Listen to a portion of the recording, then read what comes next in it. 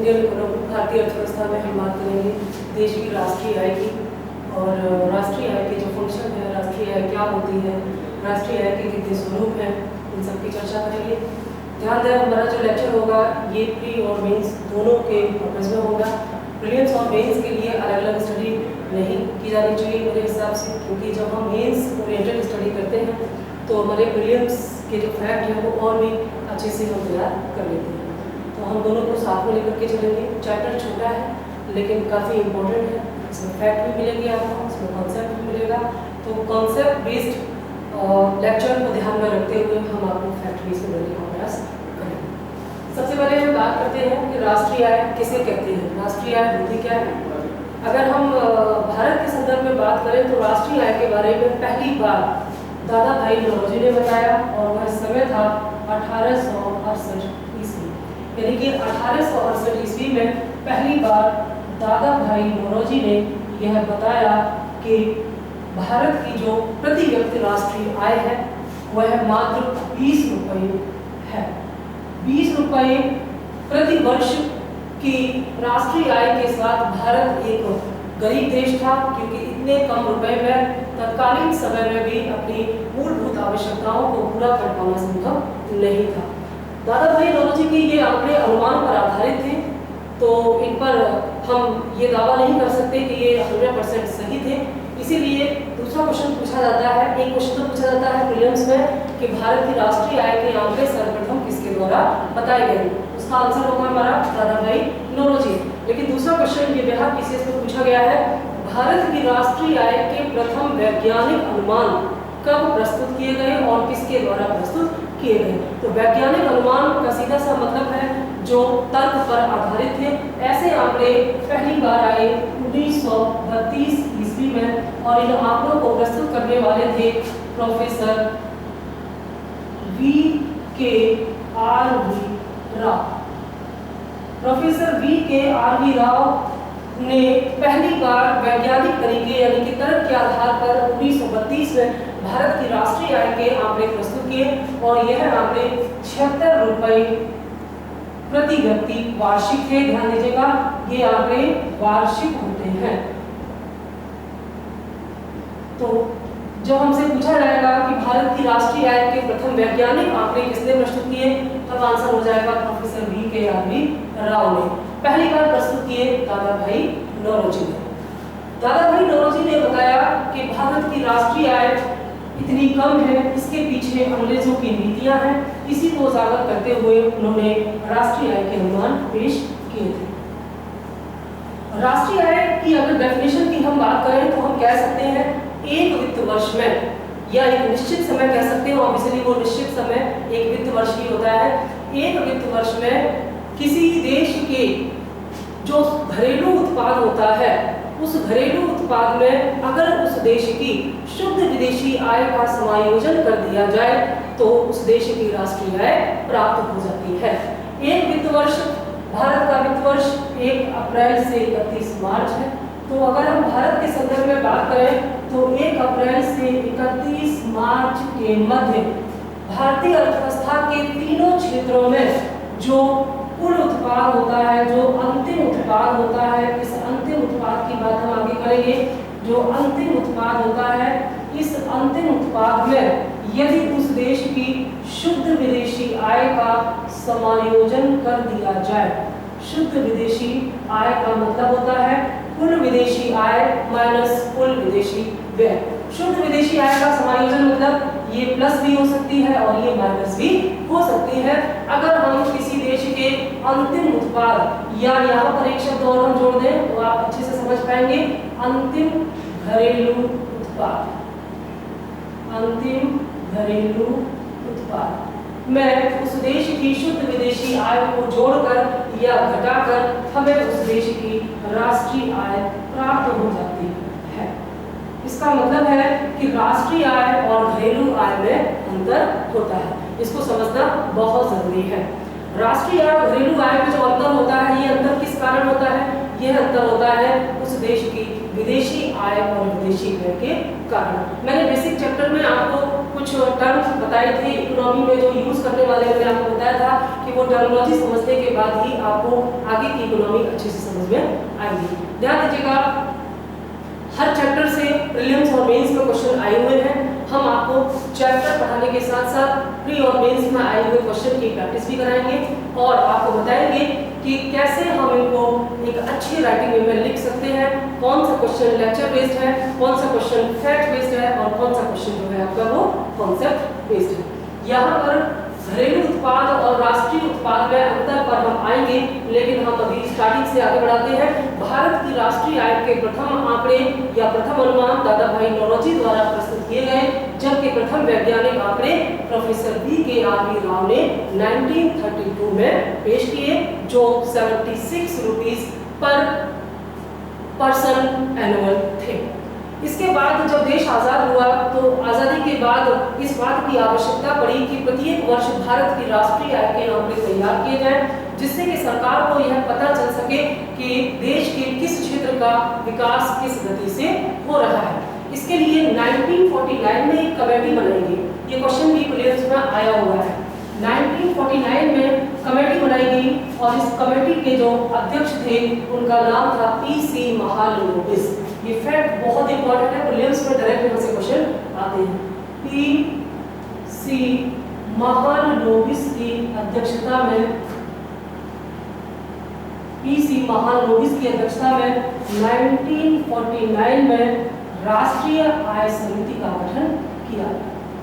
राष्ट्रीय आय समिति हर समिति के गठन का एक उद्देश्य होता है, तो इस कमेटी को इसलिए बनाया गया कि यह भारत की राष्ट्रीय आय से संबंधित जो सुझाव है, जो कैसे राष्ट्रीय आय का आंकड़ा लगाए, सरकार इस संदर्भ में क्या कर सकती है, उसके संदर्भ में सरकार को सुझाव देना इसका कार्य था।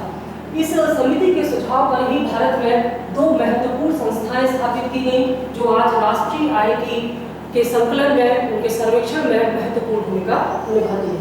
पहली कमेटी का नाम था, पहली संस्था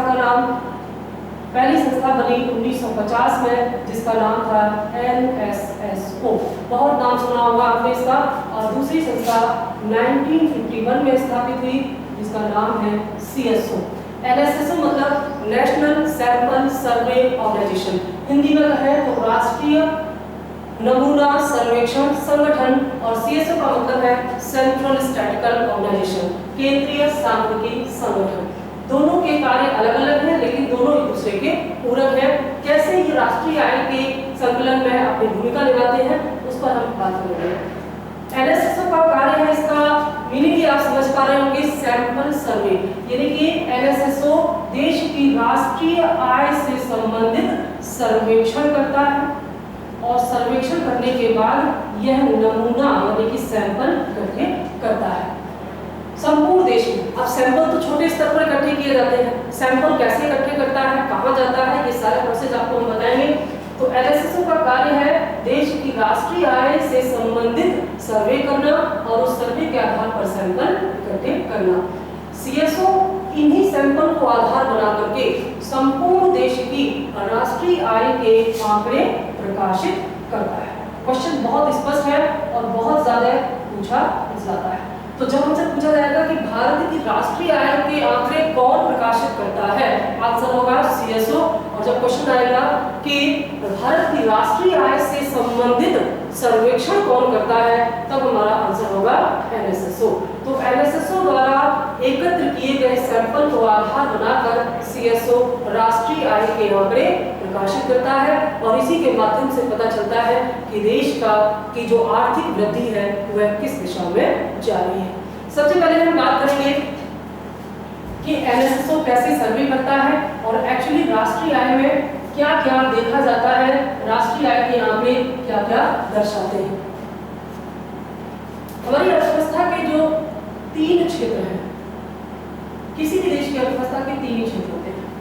अर्थव्यवस्था के इन तीनों क्षेत्रों में जो उत्पादन हुआ है, जैसे प्राथमिक क्षेत्र जिसका संबंध है कृषि से, द्वितीय क्षेत्र का संबंध है उद्योगों से और तृतीय क्षेत्र का संबंध है सेवाओं से। बेसिक कॉन्सेप्ट में मैंने आपको इनके बारे में बताया। अर्थव्यवस्था के इन तीनों क्षेत्रों में एक वित्त वर्ष में जो भी उत्पादन होता है उसी को हम घरेलू आय या राष्ट्रीय आय के रूप में जानते हैं। इनमें क्या डिफरेंस है इसके डिटेल्स हम जानेंगे। तो एक वित्त वर्ष में हमारी अर्थव्यवस्था के तीनों क्षेत्रों में जो प्रोडक्शन हो रहा है, प्रोडक्शन को हम मूल्य में दर्शाते हैं, उसकी मनी वैल्यू दर्शाते हैं कि इसकी कीमत अगर होगी तो क्या होगी। ऐसे तो एग्रीकल्चर सेक्टर में हम क्विंटल में दर्शा देंगे, लेकिन उसकी जो प्राइस है, जो उसकी वैल्यू है, मनी वैल्यू है, उसी में राष्ट्रीय आय को निकाला जाता है।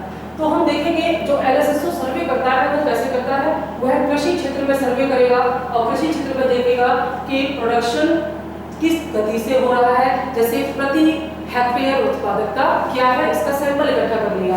फिर वह उद्योग में जाएगा, कारखानों में जाएगा, फैक्ट्रियों में जाएगा, यहाँ पर देखेगा कि उद्योगों की प्रोडक्टिविटी क्या है। अगर किसी फैक्ट्री में, किसी कारखाने में 50 लेबर लगे हुए हैं तो वह कितना प्रोडक्शन करता है, उसी आधार पर अदर्स कारखानों में कितना उत्पादन होता होगा। ऐसे ही सर्विस सेक्टर में देखा जाता है। सर्विस सेक्टर मैंने बताया था आपको, इसमें इनविजिबल सेक्टर आता है, जैसे शिक्षा, स्वास्थ्य, कम्युनिकेशन, संचार, होटल, टूरिज्म, ये सारी चीजें इसमें आती हैं। तो सर्विस सेक्टर में, उद्योग क्षेत्र में और कृषि क्षेत्र में जो प्रोडक्शन हो रहा है उनके सैंपल इकट्ठा करके LSSO सौंप देता है CSO को, और उसी के आधार पर फिर राष्ट्रीय आय के अंतिम आंकड़े तैयार करता है CSO।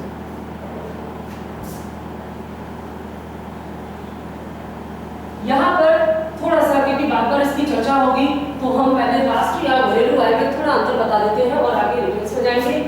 राष्ट्रीय आय एवं घरेलू आय। पहले घरेलू आय को समझेंगे। मान लीजिए ये भारत की भौगोलिक सीमा है, तो भारत की भौगोलिक सीमा में कृषि, उद्योग और सेवाओं के अंतर्गत जो भी उत्पादन हो रहा है, यानी कि किसी देश की भौगोलिक सीमाओं के अंतर्गत होने वाले अंतिम उत्पादों के मौद्रिक मूल्य को घरेलू आय के अंतर्गत रखा जाता है। यानी कि इसमें यह नहीं देखा जाता है कि बाहर से कितना आया, देश के अंदर रहने वाले सभी व्यक्तियों, यहाँ व्यक्ति शब्द का इस्तेमाल करना होगा, न कि नागरिक, क्योंकि देश में रहने वाले सभी लोग व्यक्ति तो हैं लेकिन वे सभी व्यक्ति नागरिक नहीं हो सकते। इसीलिए यहाँ पर शब्दों में हेरफेर करके IAS प्रीलिम्स में कई बार क्वेश्चन आपसे पूछा गया है।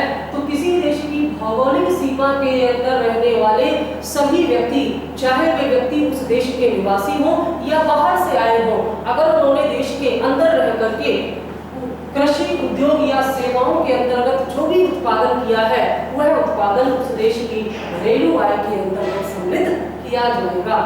लेकिन इसी एक वित्त वर्ष में देश की सीमाओं से बाहर जो पूंजी चली गई, देश की सीमाओं से बाहर पूंजी किस रूप में जाती है, इसको हम बोलते हैं आयात। जब हम वस्तुओं या सेवाओं का आयात करते हैं तो देश की पूंजी देश से बाहर जाती है। यानी कि जब हम किसी बाहरी स्रोत से कुछ भी खरीदते हैं, सर्विस लेते हैं, हम वस्तुएं लेते हैं, तो उनके बदले हमें पेमेंट करना होता है। तो जो पैसा या जो धन देश से बाहर चला गया वह आयात के अंतर्गत आएगा।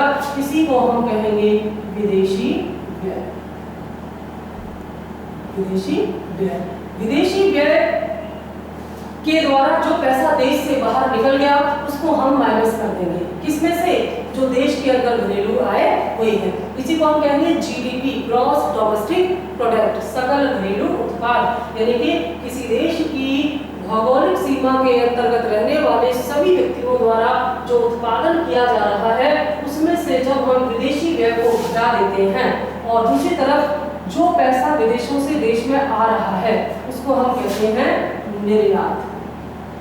निर्यात में हम हमारे देश की सेवाएं या वस्तुएं दूसरे देशों को बिक्री करते हैं, जिसके बदले हमको धन की प्राप्ति होती है।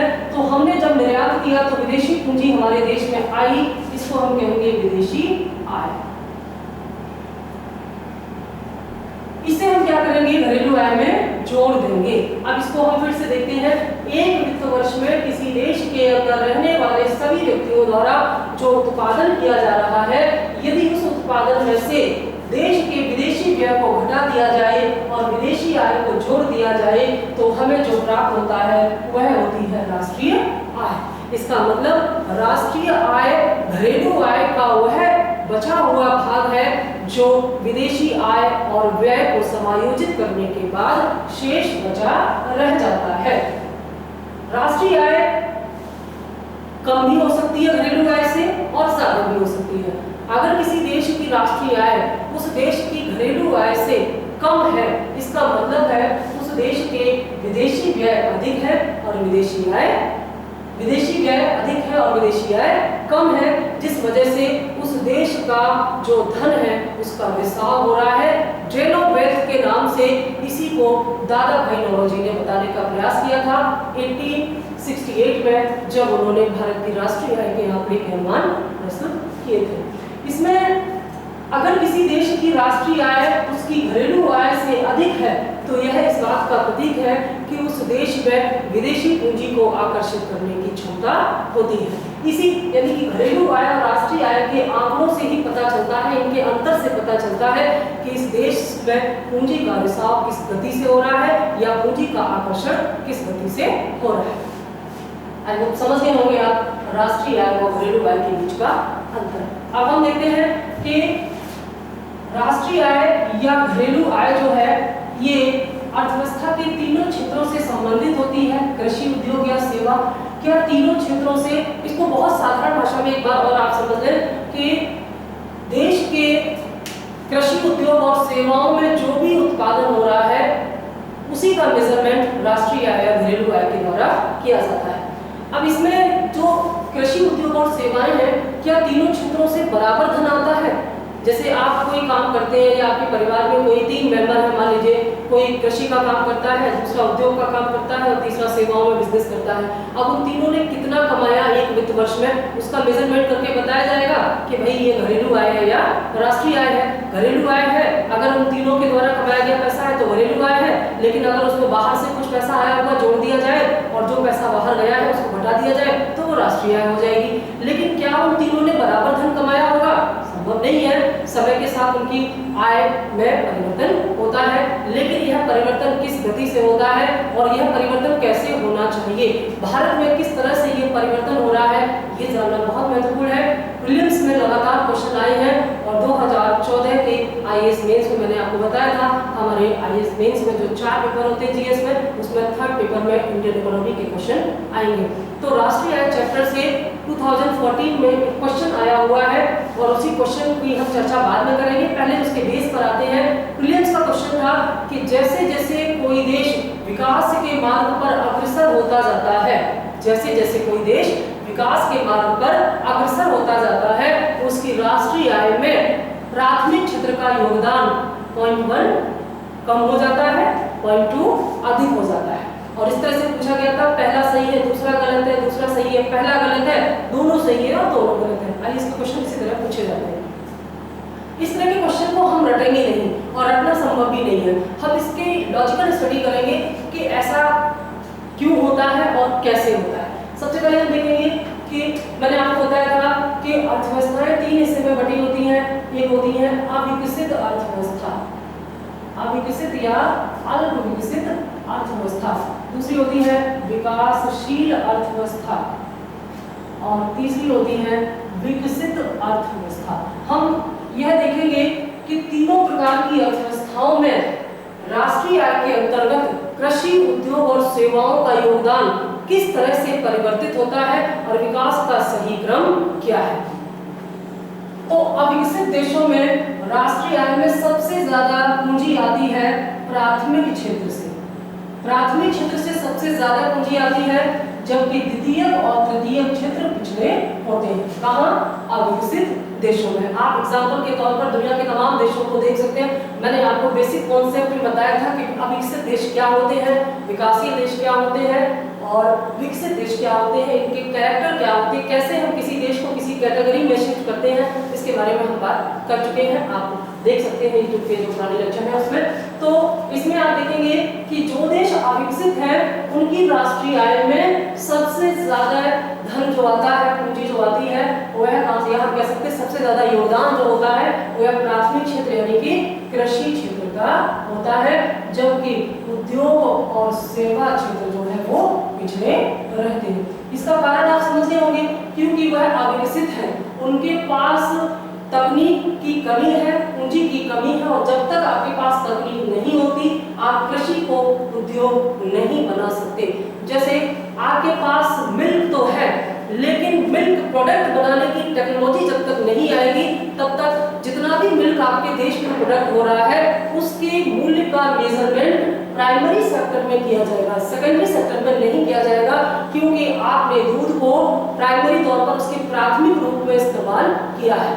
तो इसीलिए जब कोई देश विकसित होता है उस समय उसके देश की राष्ट्रीय आय में सबसे ज्यादा योगदान कृषि क्षेत्र का होता है, क्योंकि तकनीक की कमी के कारण उद्योग और सेवाएं पिछड़े रहते हैं, क्योंकि सेवाओं का विकास तो तब होगा जब उद्योगों का विकास होगा, और उद्योगों का विकास तभी होगा जब उस देश के पास मॉडर्न टेक्नोलॉजी होगी।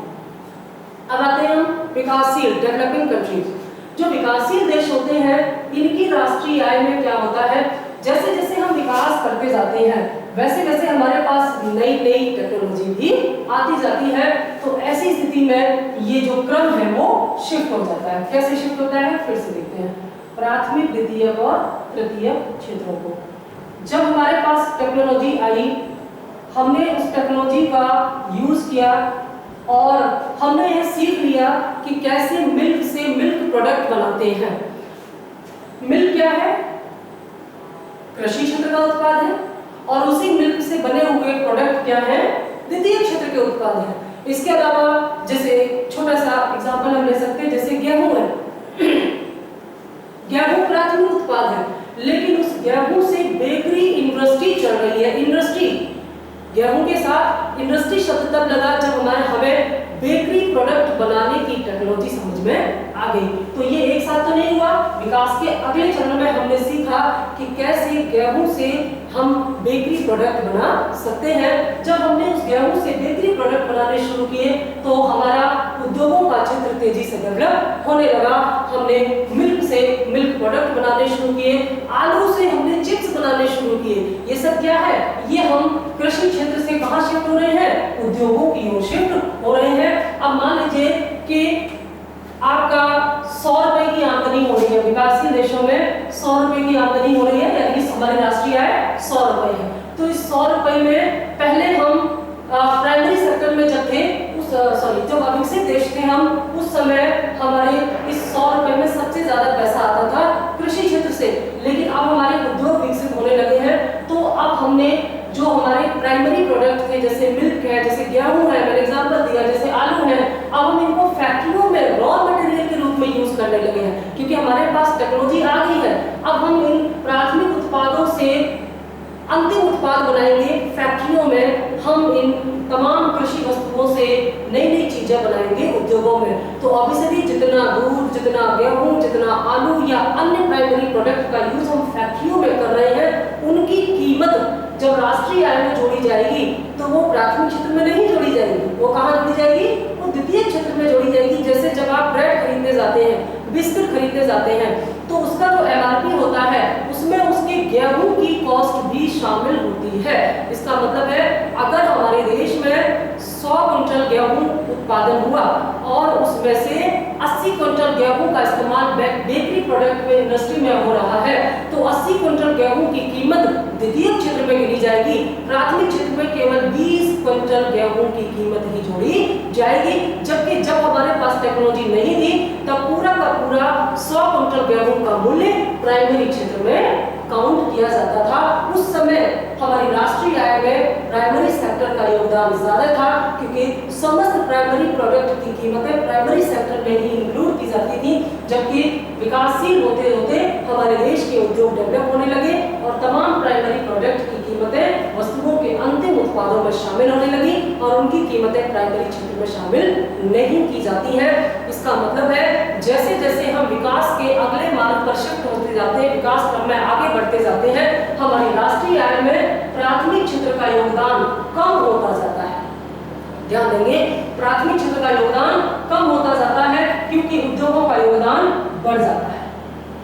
हमारी राष्ट्रीय आय में प्राथमिक क्षेत्र का योगदान कम होता जाता है, लेकिन महत्व कम नहीं होता, प्रोडक्शन निरंतर बढ़ता है। प्राइमरी क्षेत्र में उत्पादन तेजी से बढ़ता अधिकांश उत्पादों के मूल्य की गणना अब द्वितीयक क्षेत्र में की जाने लगती है, तो प्राथमिक क्षेत्र का महत्व कम नहीं होता, बल्कि राष्ट्रीय आय में उसका योगदान कम हो जाता है। विकासशील देश में राष्ट्रीय आय में कृषि का योगदान कम होता है, उद्योगों का योगदान बढ़ने लगता है और धीरे धीरे सेवाओं का योगदान भी बढ़ता जाता है। सेवाएं वे होती हैं जो उद्योगों के संचालन में हेल्प करती हैं। सेवाओं के बिना उद्योगों का संचालन नहीं हो सकता, जैसे बैंक है, जैसे शेयर मार्केट है, जैसे ट्रांसपोर्ट है। इनके बिना हम, जैसे हमारे जो हमारे टेक्नीशियन है या जो हमारे जो एजुकेशन सेक्टर से जुड़े हुए लोग हैं, ये सब क्या है, ये अपनी सेवाएं देते हैं, अपने ब्रेन का यूज करते हैं और उसी ब्रेन के यूज से उद्योगों में कच्ची वस्तुओं का इस्तेमाल करके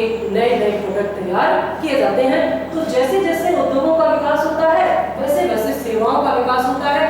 एक बात यहाँ निश्चित है कि पहले उद्योगों का विकास होता है, उसी के बाद सेवाओं का विकास होना चाहिए। ये विकास का सही क्रम है। अब हम धीरे धीरे उस क्वेश्चन के आंसर की ओर बढ़ रहे हैं जो 2014 में IAS मेंस में आपसे पूछा गया कि विकास का जो सही क्रम है, धीरे धीरे राष्ट्रीय आय में कृषि का योगदान घटता है और उद्योगों का योगदान बढ़ता है, धीरे धीरे उसके बाद सेवाओं का योगदान बढ़ता है। जब हम विकसित देशों की श्रेणी में आ जाते हैं उस समय क्या होता है, उस समय हमारी राष्ट्रीय आय में कृषि का योगदान सबसे कम होता है और सेवाओं का योगदान सबसे अधिक होता है और उद्योग मध्यम स्तर पर होते हैं। यानी कि जब कोई देश विकास के चरम स्तर पर होता है उस समय उसकी राष्ट्रीय आय में सर्वाधिक योगदान कृषि क्षेत्र का सबसे कम योगदान कृषि क्षेत्र का होता है और सबसे अधिक योगदान सेवा क्षेत्र का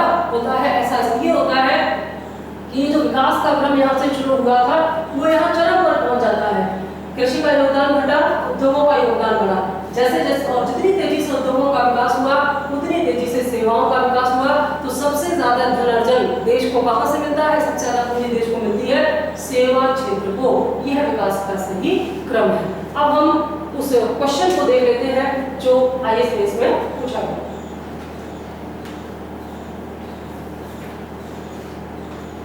क्वेश्चन 2014 का है। एज इट इज क्वेश्चन को पढ़ते हैं हम। सामान्यतया देश कृषि से उद्योग और बाद में सेवाओं की ओर अंतरित होते हैं, अंतरित मतलब शिफ्ट होते हैं, पर भारत सीधे ही कृषि से सेवाओं की ओर अंतरित हो गया है। क्वेश्चन फिर से सुने। सामान्यतया देश कृषि से उद्योग और बाद में सेवाओं की ओर अंतरित होते हैं, किंतु भारत सीधे ही कृषि से सेवाओं की ओर अंतरित हो गया है। यानी कि भारत में यह क्रम दिखाई नहीं देता।